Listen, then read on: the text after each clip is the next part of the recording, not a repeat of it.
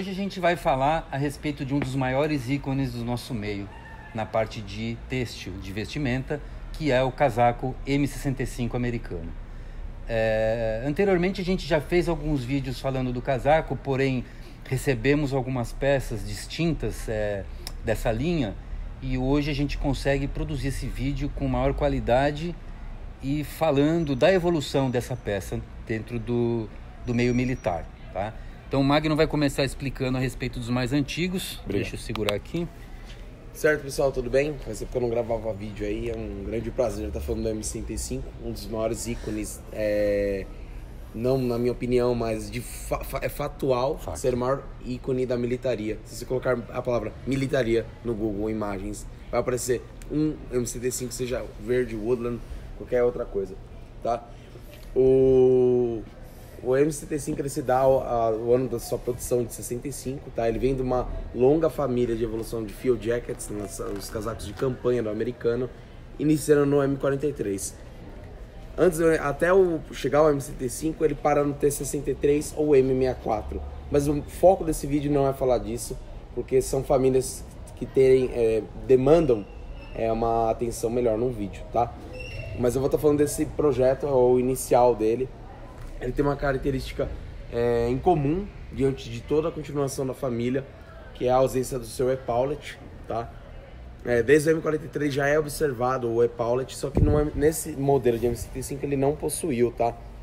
Além dessas características da ausência do epaulet, ele é marcado pelo zíper prateado, tanto que guarda o capuz, que é a primeira versão que tem o capuz embutido de field jackets americanos. Os anteriores eles tinham nossa, é ruim de conjugar o plural, capuzes, né? Capuzes, abotoados. Abotoados na gola, tá? Ele tem um vão aqui, mas é pra você colocar o capuz de frio extremo, tá? Não muito comum. Na verdade, não é nem um pouco comum. Verdade. O zíper frontal com, claro, prateado. Os botões de pressão já estavam presentes em outras gerações anteriores no M51, até no M50 já tinha, tá? O punho, gente, ele recebe o velcro, ele não tem mais a abotoadura, o button fly, né? Ou no caso, os botões prato, obrigado. E aqui uma característica que a gente vai observar até 1969 é a pizza, tá? A abertura do punho, ele tem esse ângulo como se fosse um pedaço de pizza. Ele é feito no poplin, que é um material comum nos uniformes de combate, tá? O liner dele também básico é poplin, 100% algodão. Tá? Regulagem com velcro.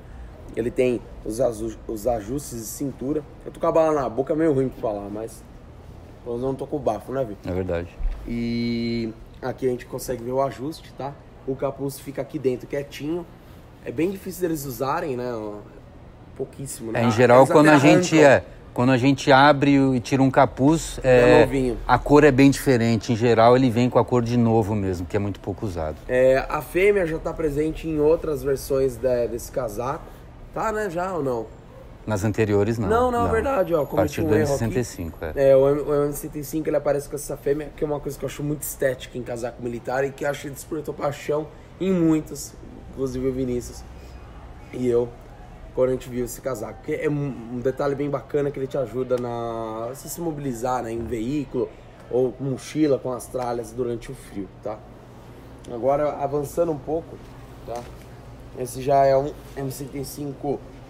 Quando eles a maior parte deles são datados, tá? Mas teve um problema em 1965, 66, que algumas peças não são datadas. Um quesito de uniformes de combate, né? Nos poplins tipo 1 e tipo 2. Tipo 1 você vê datado 63, 64. Se tiver algum póstumo, é muito difícil. Você vai ver 65 ali. Muito raramente, porque já tinha o tipo 2, tá? Ele normalmente não recebe data. Não sei muito exatamente porque, imagino que seria algum problema logístico da época, com pressa de mandar esses uniformes para a guerra. Já esse mesmo padrão, zíper, prata, tudo. Só que ele tem presente o epaulet, tá? Eu acredito que eles voltaram o epaulet em função de oficiais, tá? Porque todas as patentes desse período eram costuradas aqui, na platina aqui no Brasil, diríamos, né? Seria no epaulet. Ó, eu adoro esse pet, cara. Ele ainda mantém a pizza no punho, né? Como eu disse, né? Só vai mudar depois de 69, tá? Aqui, ó, ótimo que isso aqui tá do jeito que eu quero pra falar. Por que eles tiraram a pizza? Por causa disso. Era um tecido mais frágil, né? É um tecido mais frágil e meu punho, manga, é onde você tem atrito. Você vai mexer numa brownie, vai mexer num fuzil. Acaba deteriorando um pouco, né? Mais rápido, aí eles tiraram. Isso vai estar presente em 72 já, com outras mudanças no M75, tá? Primeira mudança brusca que você vai ver assim, vai ser o zíper, tá? O zíper passa a ser de latão.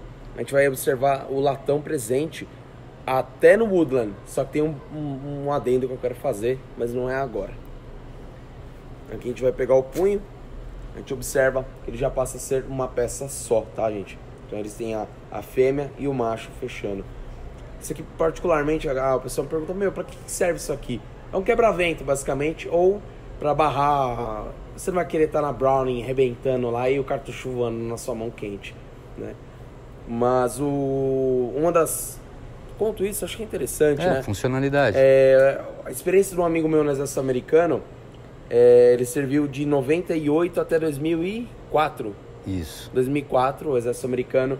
E ele recebia o M65. E eu perguntei pra ele, você usava muito lá, fazia frio? Ele, cara, eu nunca usei o M65, assim como qualquer pessoa do Fort Bragg. Ninguém usava. Sabe por quê? Você sabe. Cada luva, cara, eles ficam usando tipo uma luva de couro, é obrigação, é legislação do negócio. Então, o M75 foi caindo em desuso, né? Vou aproveitar o gancho, não era tanto a parte que eu queria falar, mas ele foi perdendo o seu uso em função disso, da obrigatoriedade de usar com luva. Já que o Gore-Tex não tinha uma licitação, que era um material muito mais moderno, mais leve e te protegia até de outras condições climáticas, como neve e chuva constante. Então o pobre coitado M75 foi se esgotando, mas ele ainda, daqui onde estou mostrando, desse modelo com zíper de latão, ele durou muito ainda em fabricação. E vamos continuar. Certo. Aqui é uma peça peculiar que eu tinha comentado, agora é a hora. Esse aqui é um M75 de 1987, né, Vini? Deixa eu ver aqui. Meu cego. 1987. Muitos sabem que o exército americano já começa a receber em 81, 82 o Woodland, tá? E juntamente o M105 também, tá? Você vai receber o M105 verde só quando você entra no exército, que é aquele bichoforme. Calça jeans, camiseta branca, você recebe um desse. De resto, você só usaria o Woodland na base.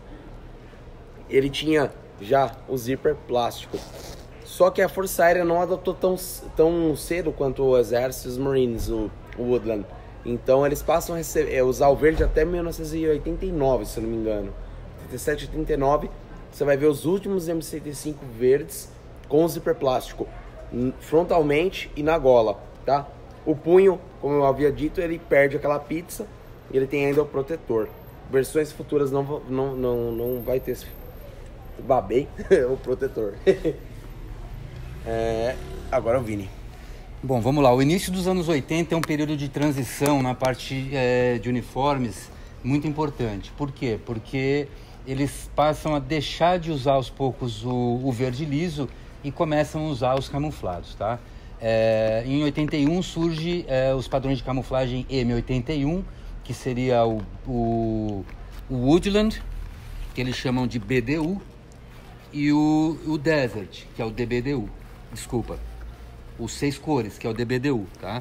Então esses dois têm nomenclatura de M81 e ele, como era a fase de transição, eles foram produzidos inicialmente no mesmo formato: epaulet, capuz na gola, 4 bolsos, ajuste de cintura, fecho com velcro no pulso.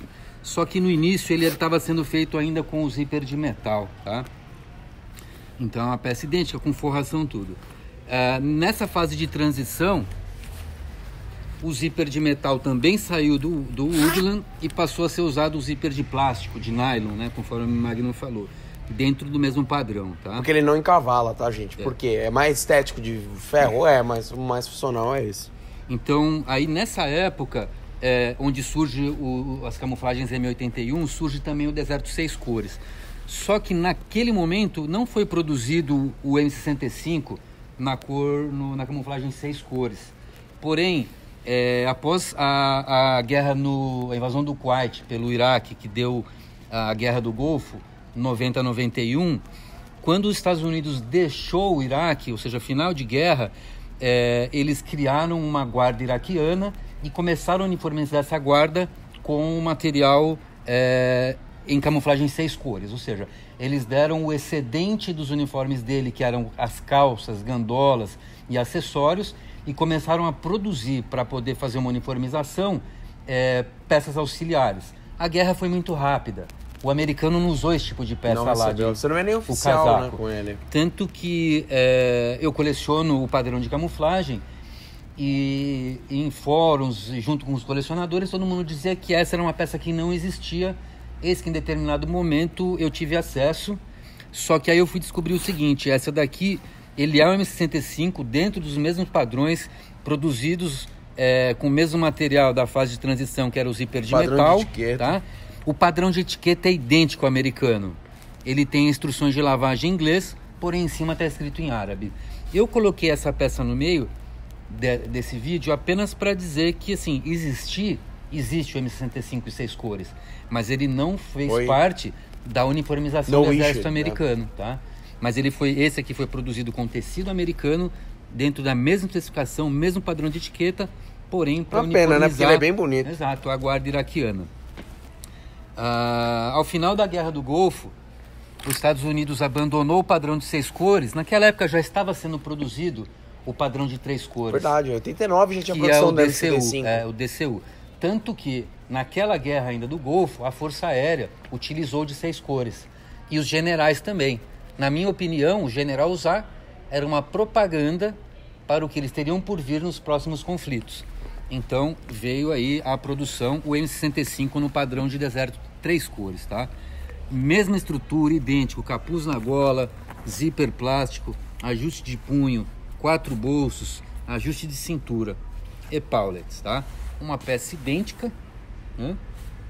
Sem alteração nenhuma. Que ano que é essa? Esse daqui, vamos dar uma procurada aqui, ó. Temos novos, acho que de 1989. Que esse foi é de usado. 89. 89, ó. 89. Esse ainda deve ter ido pra guerra, porque ele tá usado. Você que só recebe pra quem vai pra guerra. Ainda no decorrer da Guerra do Iraque, houve novamente uma reforma dos uniformes. No meio dos anos 2000, 2005, 2006. Exato. Eles entraram na guerra com o padrão de 6 cores, porém, durante esse período, eles trocaram para o padrão UCP, mais conhecido aí como o Digital ACU, tá? Então, junto com toda a reforma, criou-se o M65 no padrão UCP, só que esse, o último da família, o último da geração, saiu com novas alterações, tá? Então, o que ele permaneceu? 4 bolsos frontais, ajuste de cintura, zíper de nylon, capuz na gola. Qual foi a inovação dele? Ele perdeu os epaulets, que era onde eram fixadas as patentes. Ele perdeu aquele prolongamento, aquele guarda-mão que o Magno mostrou nos verdes, que veio para o guarda-mão até o de deserto anterior. Você começa a ver o déficit nos últimos desertos de 3 cores. Já dá uma diferença, já alguns, né? Mas tem que procurar. Você encontra, mas tem que procurar. São peças mais raras, tem que guardar esses. E por último, os bordados e patentes não eram mais costurados. Então a peça já vinha com os velcros, tanto para os patches de unidade de visão, sutache de nome, sutache US Army, e a patente que ia no epaulet no ombro passa a figurar no peito, tá? Então, esse foi o último da geração. Na minha opinião, um projeto, vamos dizer, mais perfeito dentro desse meio militar. Ele deu corpo para diversas fardas, né, no mundo. Daqui ele trocou para quando? Pro OCP? O OCP, ele passa, você vê a fabricação dele em 2009, mas você vê ele efetivamente sendo dado mesmo às tropas em 2011, você vê, em escala, né? Aí todo mundo já começa a cair na modinha, né? Aí o OCP, que é mais conhecido como Multicam, ele já não tem essa peça, eles passam a desenvolver... o soft shell, né? O layer. De layers. Que eles mudaram muito a tecnologia, né? A guerra foi mudando. Fazer uma analogia com a cebola, várias cascas, não era uma peça só com um forro. Então era um fino, um grosso, um para-chu, um fleece, um termal. Passa a então, ser mais leve, né? Exato, mais cria-se funcional. uma nova estilo de vestimenta, tá? Não à toa, o projeto de 65 para anos 2000 né? São praticamente 50 anos em voga esse projeto, tá? Com pequenas alterações de 65 até 2005, quando foi produzido, porque ele foi usado até... Esse aqui é de 2006. Então, 65, 75, 85, 95, 2005, até a produção desse, que foi usado praticamente por mais 10 anos. Então, a família teve praticamente 50 anos em uso. Um outro indício de que esse foi um dos melhores projetos é que essa peça, até porque ela é um ícone, ela é a peça de vestimenta mais copiada universalmente, tanto no meio militar quanto no meio comercial. Então você comprou seu casaco lá na C&A, na Renner, 4 bolsos, capuz na gola, ajuste de cintura, ajuste embaixo. Isso está criado para eles desde 65. Então não adianta dizer, o designer tal fez a roupa. Não, porque isso foi feito nessa época. Engenharia militar, Natic Laboratórios. Isso no meio civil. Estudando há muito tempo. No meio militar, a gente deixou alguns exemplos também, tem 4 bacanas, aqui, inclusive, que a gente colocou para ver que muitos outros países aproveitaram a ideia, fizeram alterações nas cores, mas basicamente o formato é o mesmo.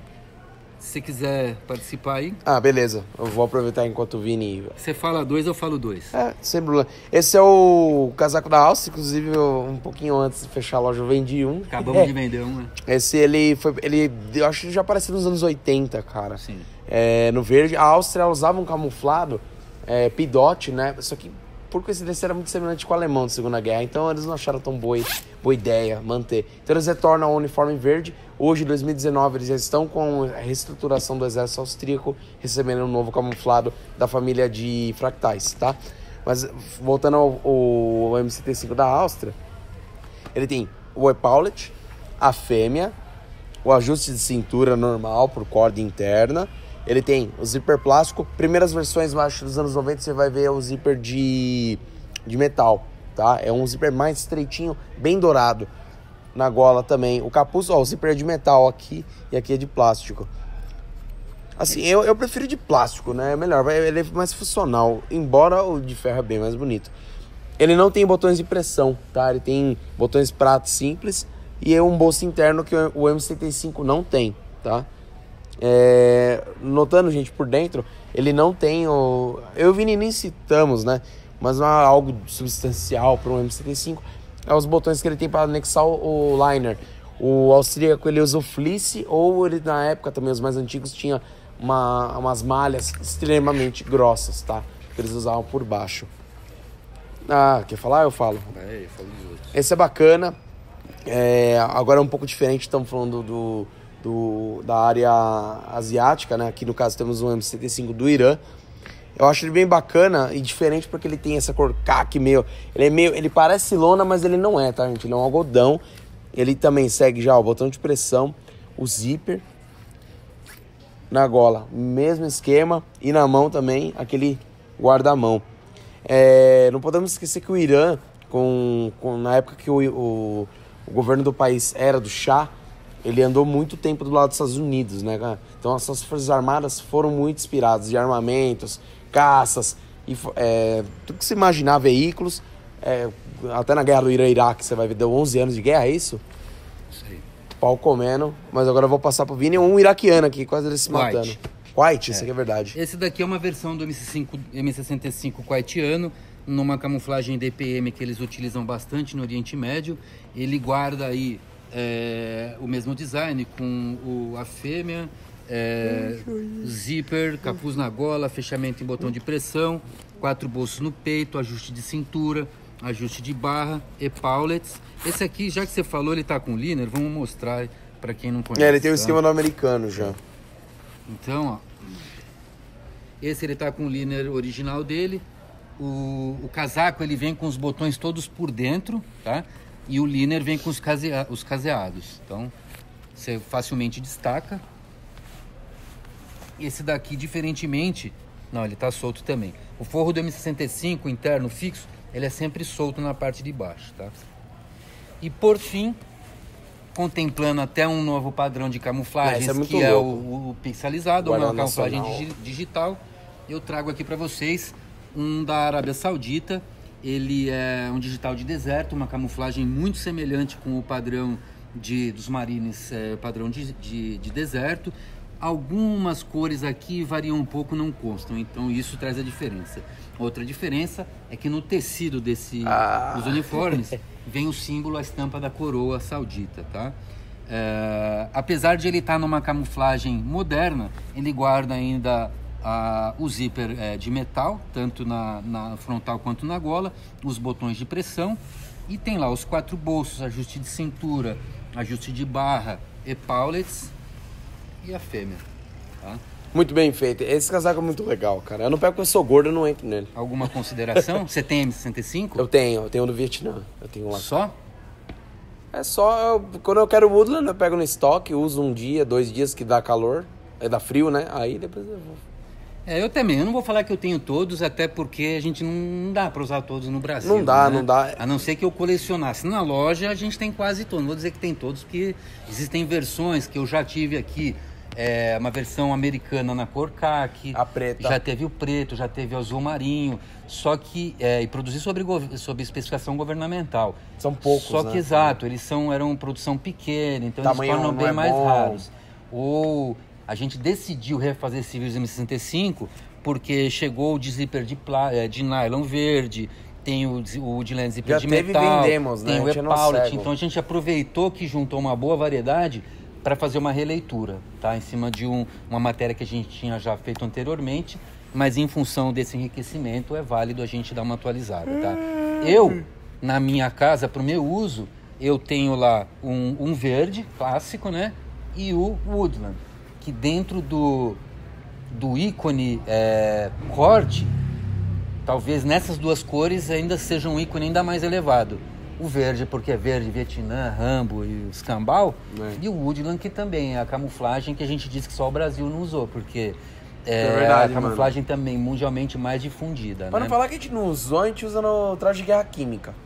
Só. Não, o traje de guerra química... Parece um belga, ele é belga, velho. É isso aqui, ó. É tipo Brasil. Isso. Quem é do eBay, manja, ou já teve contato ou foi do NBC... Eu nunca consegui ver uma foto muito boa difícil. dele. Eu nunca peguei, eu só vi por foto mas também. Mas ele é meio 1 giga, só meio Woodland, né? Eu fico até meio assim... Falou nele, vamos puxar. É um outro padrão de M65, já com algumas alterações, tá?